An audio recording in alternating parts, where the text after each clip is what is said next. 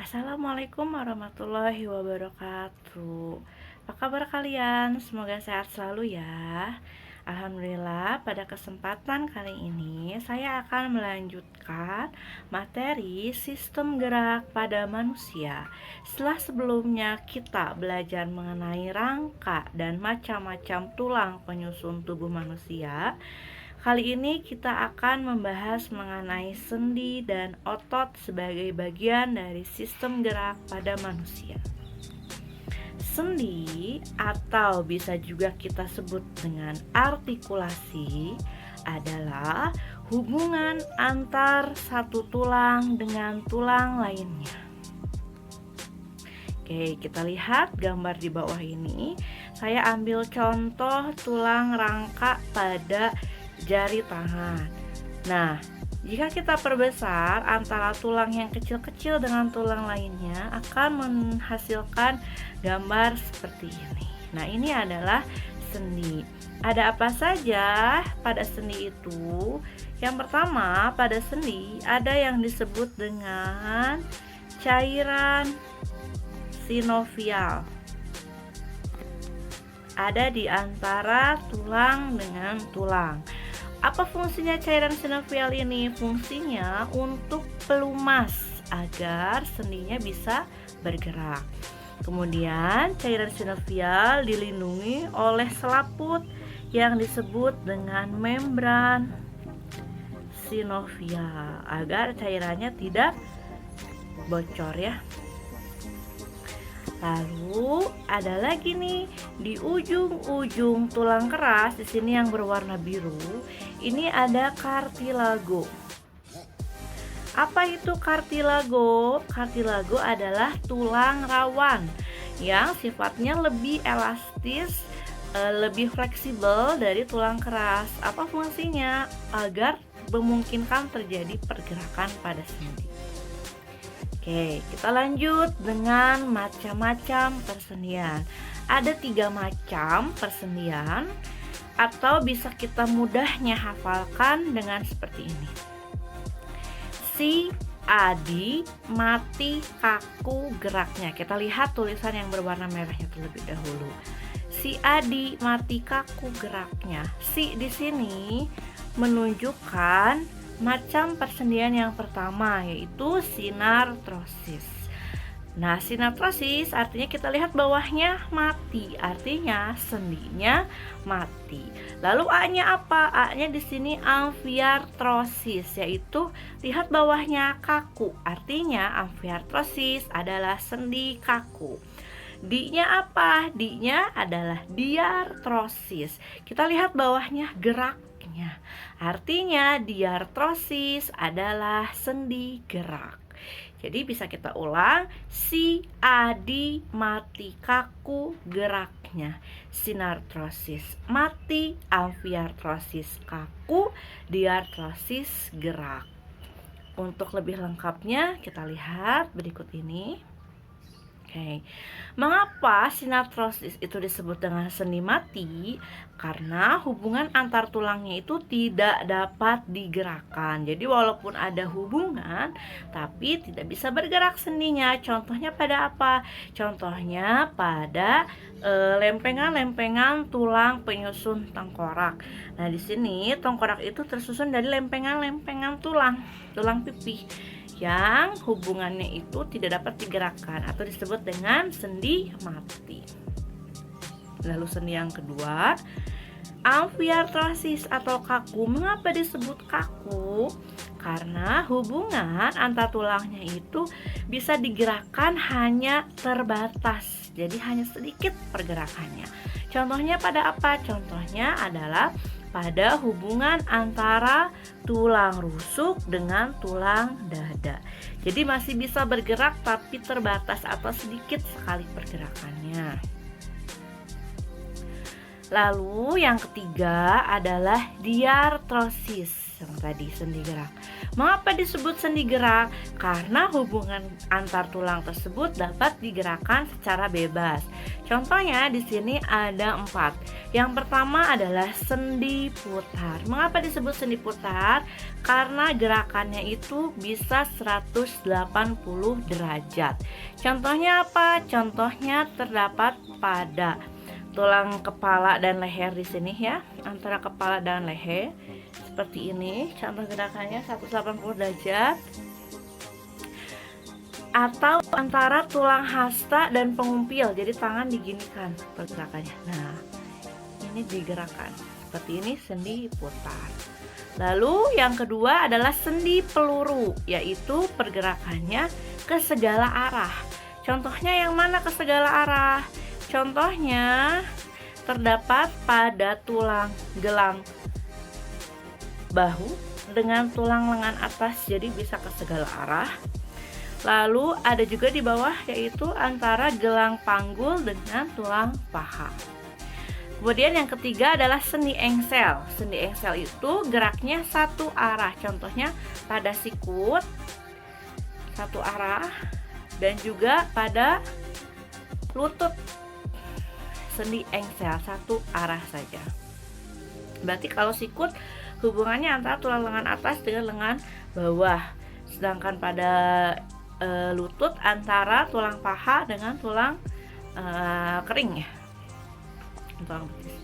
Oke, yang terakhir yang keempat adalah sendi pelana, yaitu pergerakannya dua arah. Contohnya pada apa? Contohnya itu pada telapak tangan gini-gini 1, 2, atau jempol 1, 2, 1, 2, 1, 2. Oke, ini adalah macam-macam sendi gerak atau diartrosis. Oke, kita lanjutkan lagi. Pada kelainan atau gangguan pada sistem gerak, tentunya sangat banyak sekali ya kelainan atau gangguan pada sistem gerak. Oke, bisa kita kelompokkan. Yang pertama itu adalah kelainan bawaan. Maksudnya seperti apa? Jadi kelainan ini dibawa sejak seseorang itu masih di dalam kandungan. Apa penyebabnya? Biasanya karena ketika ibunya itu hamil, kekurangan vitamin D atau kekurangan kalsium. Atau bisa juga ketika ibu hamil terserang infeksi, atau juga memang bersifat genetis atau turunan. Oke, contohnya seperti ini ya, kelainan bawaan. Jadi sejak lahir sudah ada kelainan pada pembentukan tulang. Lalu yang kedua, karena defisiensi. Apa itu defisiensi? Defisiensi adalah kekurangan. Kekurangan apa? Bisa kekurangan vitamin D atau juga kekurangan kalsium. Nah, apa dampaknya kekurangan vitamin D dan kalsium ini? Akan mengganggu proses osifikasi atau proses penulangan, sehingga nantinya berdampak pada bentuk. Misalnya kalau pada tulang kaki nanti ada yang tulang kakinya berbentuk huruf O atau X, contohnya seperti ini. Jadi ini abnormal ya, kelainan pada sistem gerak karena defisiensi. Lalu yang ketiga, karena infeksi. Nah, artinya infeksi itu ada radang atau ada infeksi dari mikroorganisme atau dari kuman. Yang pertama ada artritis eksudatif, yaitu radang pada selaput sendi. Jadi selaputnya yang tadi berarti si membran sinovialnya yang terkena radang. Lalu yang kedua ada artritis sika. Nah, kalau sika yaitu kekurangan cairan sendi. Jadi cairan sinovialnya sangat sedikit. Jadi apa nanti efeknya? Efeknya susah digerakkan atau jadi bengkok nanti si tulangnya. Lalu yang ketiga karena virus. Nah, virus polio. Nah, mungkin sudah sering banget ya di masyarakat ada vaksin polio. Nah, itu tuh mencegah terjadinya infeksi virus polio yang menyebabkan tulang jadi mengecil. Oke. Kemudian karena kelainan posisi duduk. Nah, ini yang sering muncul biasanya di soal. Kelainan posisi duduk ada skoliosis, kifosis, dan lordosis. Nah, bagaimana cara membedakannya? Pertama, skoliosis awalnya adalah huruf S. Artinya si kelainan pada tulang belakangnya itu tulangnya membentuk posisi S. Jadi gitu S. Yang ini ya S. Oke. Lalu kifosis. Kifosis ingatnya apa? Ingatnya aki-aki. Biasanya kalau aki-aki bongkok, nah artinya tulangnya akan ke depan. Lalu yang terakhir berarti kebalikannya ke depan, lordosis, ke belakang gitu ya. Itu biasanya saya sebut cabe-cabean. Oke. Lalu kita masuk ke kelainan yang berikutnya, yaitu kelainan karena kecelakaan. Nah, ini ada dua, bisa berupa fraktura atau patah tulang, artinya tulangnya benar-benar patah. Lalu yang kedua, fisura atau retak tulang, jadi tulangnya hanya retak saja. Lalu ada nekrosis, kelainan yang selanjutnya. Apa itu nekrosis? Yaitu kematian sel tulang akibat rusaknya selaput tulang. Jadi ini terjadi pada saat proses penulangan. Jika sel tulangnya itu mati, otomatis proses penulangannya akan terganggu. Lalu ada layu semu. Apa itu layu semu? Layu semu itu adalah rusaknya cakram epifisis. Nah, apa itu cakram epifisis? Cakram epifisis itu adalah suatu cakram yang ada di ujung-ujung tulang pipa pada khususnya. Biasanya cakram epifisis ini berupa tulang rawan atau kartilago. Di sini rusak cakram epifisisnya biasanya karena kuman sifilis saat di dalam kandungan.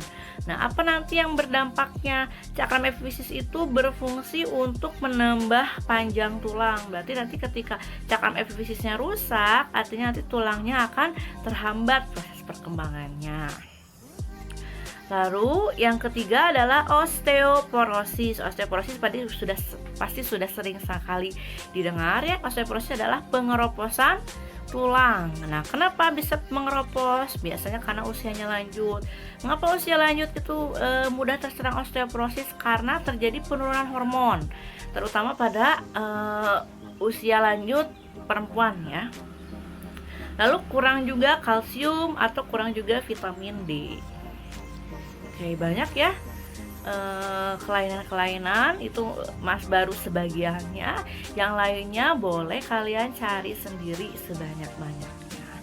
Nah, sekarang kita akan lanjut pada otot. Nah, jika rangka adalah alat gerak pasif karena dia itu tidak bisa bergerak sendiri, nah sekarang kita bahas otot sebagai alat gerak aktif. Nah, kita ulang lagi, mengapa otot dikatakan sebagai alat gerak aktif? Karena otot itu dapat bergerak sendiri dengan cara kontraksi. Nah, selain bergerak sendiri, dia juga bisa menggerakkan organ lain. Contoh, mengapa jantung kita bergerak? Ya karena jantung itu tersusun atas otot. Mengapa lambung kita bisa mencerna makanan? Berarti bisa bergerakkan. Ya karena lambung juga tersusun atas otot. Kenapa rangka atau tubuh kita bisa bergerak? Ya karena rangka juga disusun oleh otot yang menggerakkannya. Nah, otot penyusun tubuh manusia itu ada 3 macam.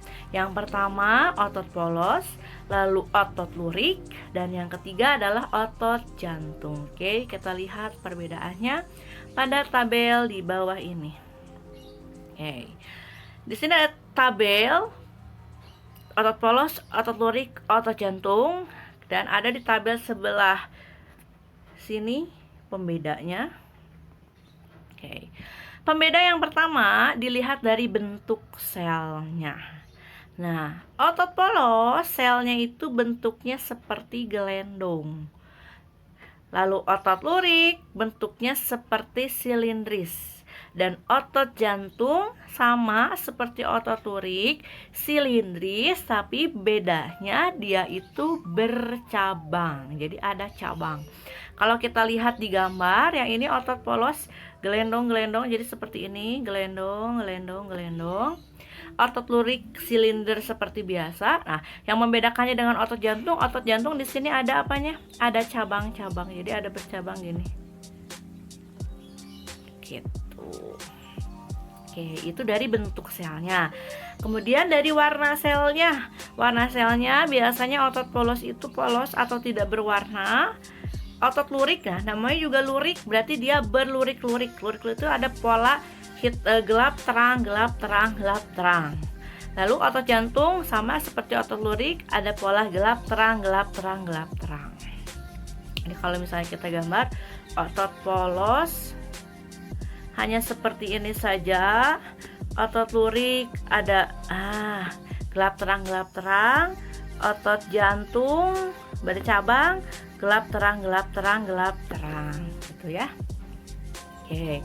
Lalu dari jumlah inti sel, otot polos jumlah intinya 1, otot lurik banyak, otot jantung 1.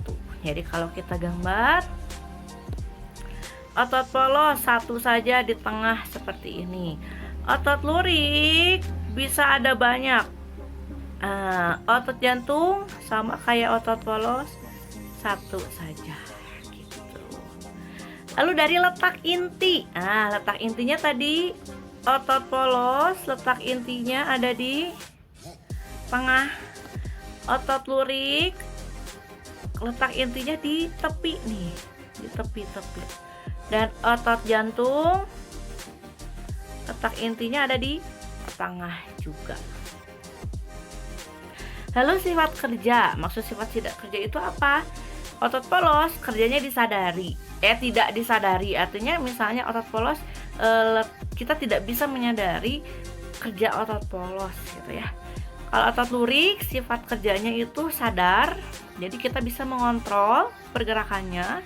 Lalu otot jantung itu tidak sadar, jadi kita tidak menyadari dan tidak dapat mengontrolnya. Lalu letaknya otot polos itu ada pada organ dalam, contohnya tadi di lambung. Kenapa disebut dengan tak sadar sifat kerjanya? Karena kita tidak sadar dan tidak bisa mengontrol kapan lambung berkontraksi atau bergerak gitu kan ya. Lalu otot lurik letaknya ada pada rangka. Nah ini yang kenapa disadari, karena kita bisa mengontrol kapan rangka kita bisa digerakkan. Kemudian yang terakhir, otot jantung letaknya otomatis ada di jantung dan pasien tidak sadar karena kita tidak bisa mengontrol detak jantung dan tidak, walaupun ngeh dengan detaknya kerasa tapi tidak bisa kita kontrol gitu. Lalu reaksinya untuk otot polos lambat dan tahan lelah. Jadi terus-terusan berkontraksi, bisa terus-terusan berkontraksi. Otot lurik itu cepat reaksinya tapi mudah lelah.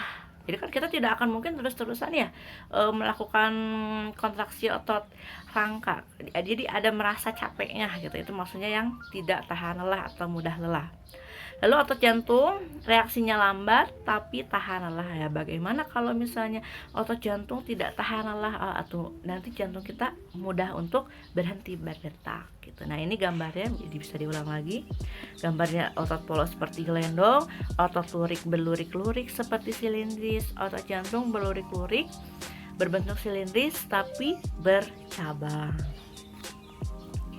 Oke, sekarang kita lanjutkan pada mekanisme kerja otot. Nah, mekanisme kerja otot itu ada 2.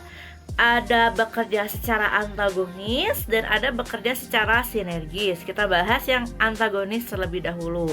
Antagonis artinya 2 buah otot itu kerjanya saling berlawanan. Jadi ketika satu otot kontraksi, maka otot yang satunya akan relaksasi. Contoh yang sering dimunculkan yaitu pada otot bisep dan trisep.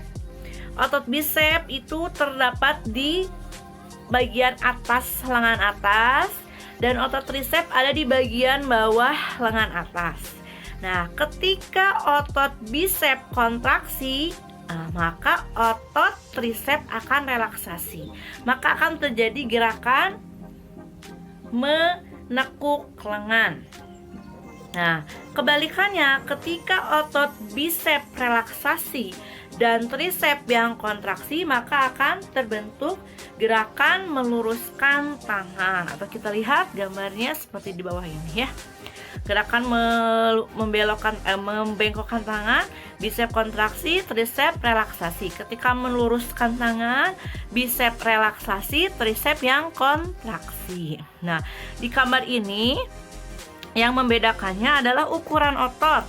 Nih, ketika bisep kontraksi ukurannya lebih besar daripada trisep. Ketika tricep yang kontraksi, maka ukurannya itu lebih besar juga dibandingkan dengan bicep. Jadi ciri otot kontraksi itu ukurannya jadi lebih membesar. Oke. Yang kedua, cara kerjanya itu adalah sinergis. Artinya, dua buah otot yang kerjanya saling bekerja sama. Nah, jika satu otot kontraksi, maka otot yang satunya juga kontraksi. Dan kebalikannya, jika ototnya itu relaksasi, maka otot yang satunya juga relaksasi. Nah, contoh yang sering muncul adalah pada otot pronator teres dan pronator quadratus. Nah, terdapat pada apa tuh otot tersebut? Terdapat pada sekitar telapak tangan dan lengan bawah. Nah, ketika pronator teres dan quadratus kontraksi dua-duanya, akan terjadi gerakan menelungkupkan telapak tangan. Dan kebalikannya, ketika otot pronator teres dan pronator quadratus relaksasi, maka akan terjadi pergerakan menengadahkan tangan. Oke, gambarnya seperti di bawah ini. Nah, untuk letak ototnya, otot pronator quadratus ada menempel pada tulang hasta, atau di sini ulna ya disebutnya hasta. Sedangkan yang otot supinator di sini tulisnya, atau nama lain supinator itu adalah pronator teres, menempel pada tulang hasta atau radius di sini disebutnya. Oke, demikian materi sendi dan juga otot.